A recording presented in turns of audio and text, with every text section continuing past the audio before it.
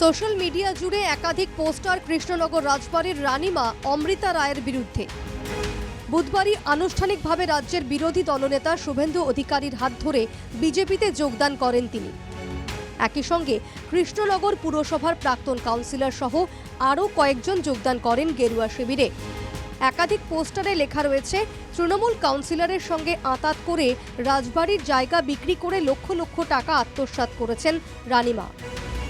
নদিয়া উত্তর সাংগঠনিক জেলা বিজেপি কনভেনার সন্দীপ মজুমদার জানান, রাজবাড়ি এবং রানীমাকে বদনাম করতেই এগুলো করা হচ্ছে।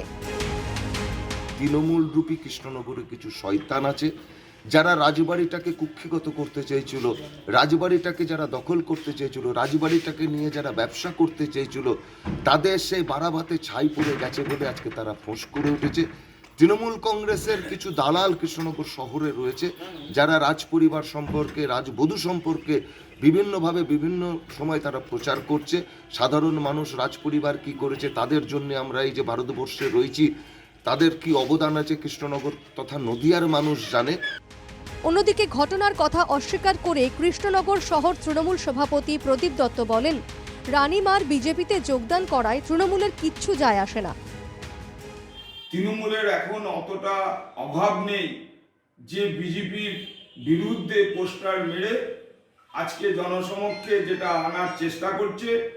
অমৃতা রায় প্রার্থী হবে কি দলে যোগ দিল এ ব্যাপারে আমাদের কোনো কিছু আসে যায় না।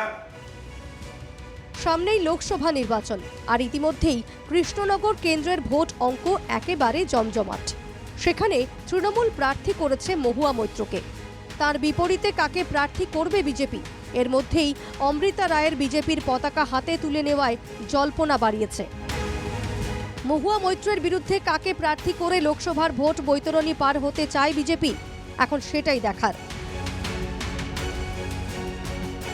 কৃষ্ণনগর থেকে সুরজিৎ দাসের রিপোর্ট, NKTV বাংলা।